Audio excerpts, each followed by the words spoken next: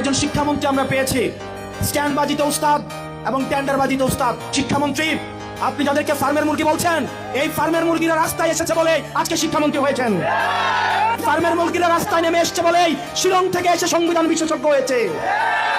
এই ফার্মের মুরগিরা রাস্তায় এসেছে বলেই আজকে লন্ডন থেকে এসে বাংলাদেশের প্রধানমন্ত্রিত্ব করছে।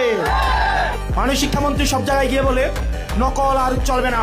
আপনি পরীক্ষার প্রশ্নের মধ্যে 2টা সৃজনশীলে আপনি ভুল দিয়ে রেখেছেন। একটা পরীক্ষার্থীর তখন মানসিক অবস্থা কি ধরনের হয় একবার চিন্তা করেন।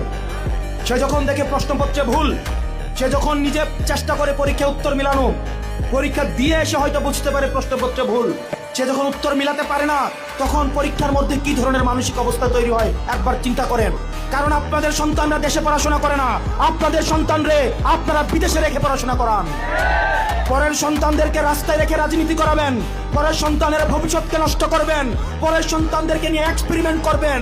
এই বাংলাদেশ নিয়ে এক্সপেরিমেন্ট আর আমরা আপনাদেরকে করতে দিব না।